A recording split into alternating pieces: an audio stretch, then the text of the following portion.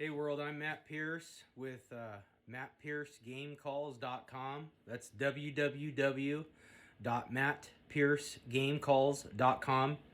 This video is going to show you what 16 years of me doing this, making these calls, selling them. This is my small bore acrylic mallard duck call. So I make two different style mallard duck calls. I make a big bore, I make a small bore. You'll know which one you have because small bore has 2 rings on the barrel, the big bore has 3. The small bore fits your pinky. The big bore you can put your index and sometimes your middle finger in the back side of it. Big bore, big water. Small bore, small water. The reason I developed this particular call, because in California, guys want raspier duck calls.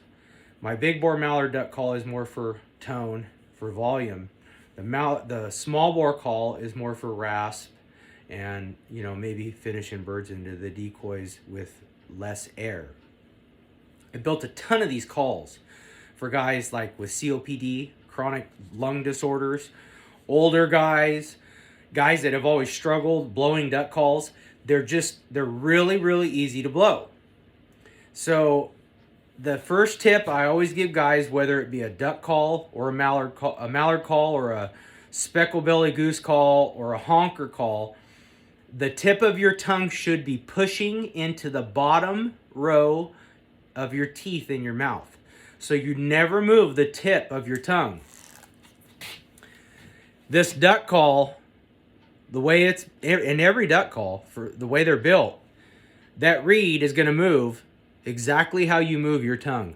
I've learned this in 16 years of making these duck calls. Your tongue will be an exact duplicate of how that reed moves. So if you're moving the tip of your tongue, you're getting the tip of that reed to move, and you're going to get high-pitched non-duck sounds. But if you learn to anchor the tip of your tongue and use the middle or the back of your tongue to let the air out, you'll use the entire duck call and you'll get more duck sounds out of it. So just remember that. Don't move the tip of your tongue. Push it down behind your teeth.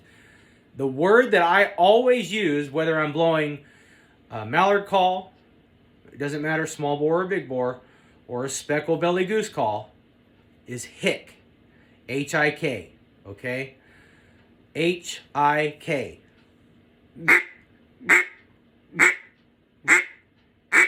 Hick, hick, hick. I like to put voice into my calls. The reason that I do that is because putting voice into the call keeps the reed moving. Any acrylic call on the face of this earth is going to stick when it gets enough moisture into it. There's just no way around that. Acrylic, like glass, when it gets wet, the moisture spreads and it clings to it. So moisture on acrylic with a Mylar reed, it's kind of a bad combination, but it makes a great duck call. So if you can learn how to get around that. Quick tip. A lot of guys put Remington dry lube, which is a spray silicone spray, in the back of the call on the reeds. I mean, just you could spray it in a cup and set it in there and let it dry. What that does is it helps it push the moisture out, okay? Remington dry lube. It works great for duck calls, especially the acrylics. With that being said, let's get into why I make a small bore mallard duck call and what this call will do. So, if you watched my video on the big bore mallard duck call, I like to use the guys from the upper part of Mississippi Flyway as an example. So, they're hunting in this area there's a river, and it's a public spot. They boat to it and they get to it, and it's not very wide. But what's happening there? On their right side is a really big state or federal refuge that holds tens of thousands, if not sometimes hundreds of thousands of mallards. The mallards are getting up off the refuge, and they're flying up there in the stratosphere with the airplanes over this river, and they're going to the $1 Million Duck Club that's on this side. So over here you have refuge, over here you have $1 Million Duck Club. How many of us have been there before? But they found a spot, okay, where if they get in between them and they have a Matt Pierce duck call, they can get those ducks from being little tiny black spots to beautiful green heads and beautiful feathers in the bottom of their boat. But you cannot do it unless you have a call that will do what this call will do. Well, what is that? The number one thing they're doing is they are screaming at their ducks.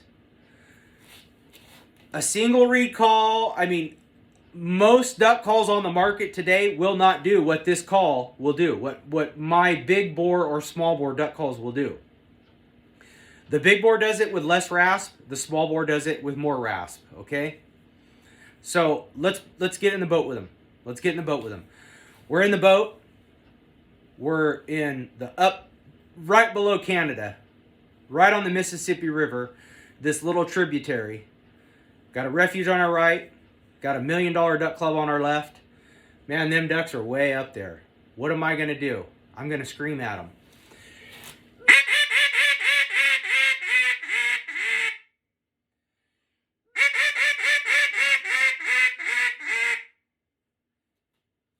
Hick, hick, hick, hick, hick, hick, hick, hick, hick, hick.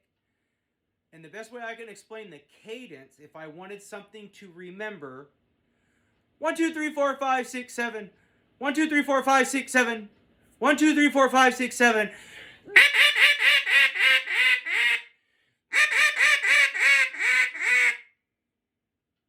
It's the same cadence that they're blowing down here, but it's loud and it's getting to them up there. So they may not be pulling groups of 10,000 ducks, but when 10,000 mallard ducks are flying over and they blow that really loud, well, they might break off 5, 8, 30, 50, 60, 70, who knows? Every day's different. You're a duck hunter, you know what I'm talking about. Every day's different. So as those ducks begin their descend and get lower, the ducks get lower, you get lower. If they're high, you're high. When they begin to drop, you drop.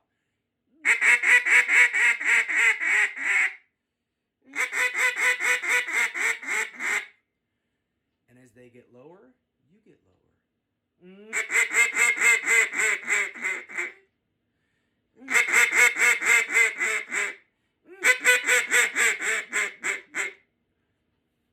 And with the same duck call, I've still got the same call in my hand, you can finish them into the decoys.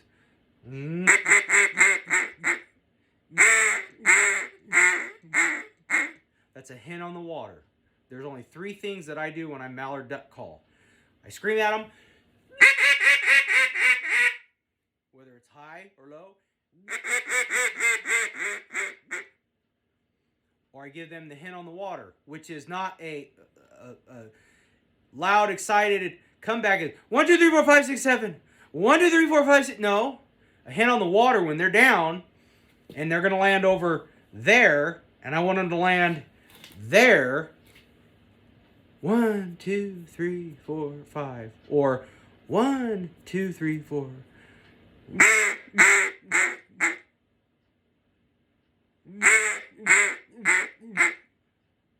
1, 2, 3, 4. Okay, so here's another tip. This is an old herder's greenhead decoy, covered in dirt, okay? When the ducks are in the air and they're flying around, when do I call at my ducks? How do you know? See, duck hunting is not just what you're saying, it's how you're saying it, when you're saying it. When do I call at my ducks? When they're way up there, just yell at them, scream at them, get them to come down, get them to do something, get them coming down, get them coming down. But now they're on their descend. They're coming around, they're doing their thing, okay? They're doing their thing. When they're coming right at me, whether they're up here at me or whether they're down here at me, I'm only going to give them something to listen to, which is little short quacks. Hicks, little hicks.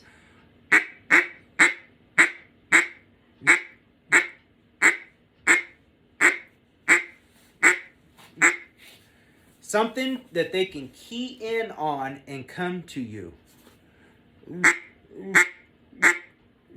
Not moving the tip of my tongue. Hick, H-I-K. A lot of the time, the thing that I hear guys doing, and I strongly disagree with it. I'm not saying it doesn't work for some of you, and by golly, I'll be the first one to tell you, if it works for you, turn this video off and ignore me. But if it's not working for you, try what I'm trying to show you. But what am I getting to? I hear guys doing this. The only time in my entire life, and I've grown up from the time I was 15, I've lived around mallard ducks. The only time I've ever heard that is when they're in the air. Now that sound might resemble a lot of mallard ducks on the water. And if you're doing it and they're coming to you, more power to you. I'm not knocking it. Do it. But a lot of times when I'm shooting mallards, I'm keying in on one duck, maybe two. And when they're coming to me, I need to be as lifelike as possible. And that works for me by doing short, soft quacks.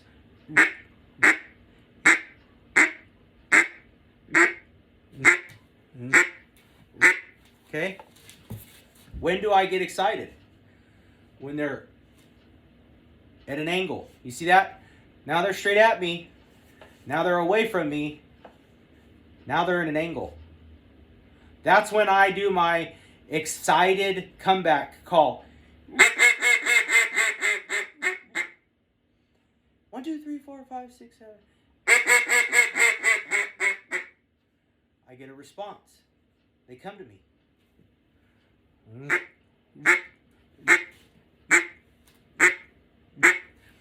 If there's 5, 6, and they're talking, and they're vocal. If those ducks are vocal, I'm vocal. Okay?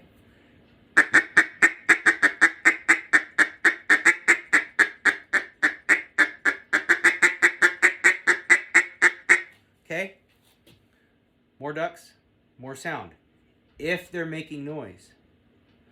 One duck, no sound.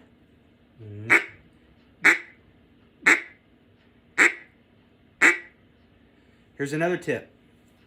When they're down low and they're just out of gun range and you're trying to finesse them to come to you, elongate, draw out your notes, especially with the hen on the water.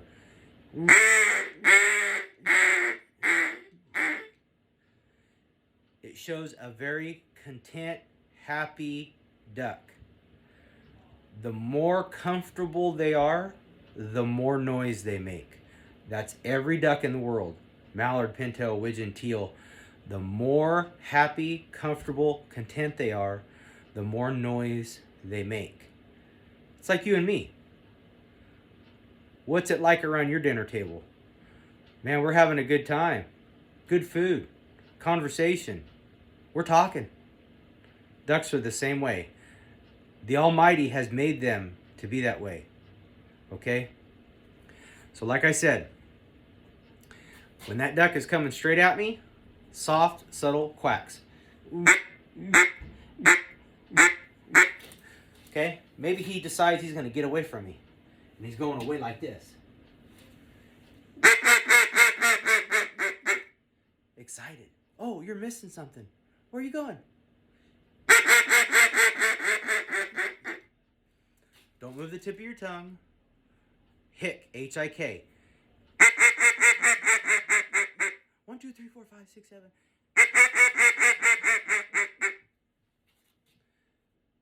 Most of the time, immediately they turn. And right when they're at that angle,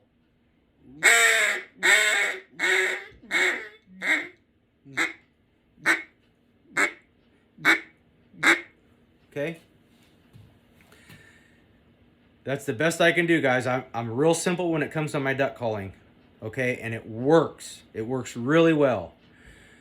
www.mattpiercegamecalls.com. You want a duck call with more rasp? Get the small bore. You want a duck call with more tone? Get the big bore. They will all work the same. They get loud, they get soft. www.mattpiercegamecalls.com. And remember one thing. This is the most important thing. I never made this call. This is a gift from the Almighty God through me for you. Take advantage of it. Go to mattpiercegamecalls.com. Get yours today. If you've got a call of mine and maybe you want me to tune one that's specifically for you, you need it a little higher, a little lower, whatever the reason, give me a call. 209-233-4658. www.mattpiercegamecalls.com.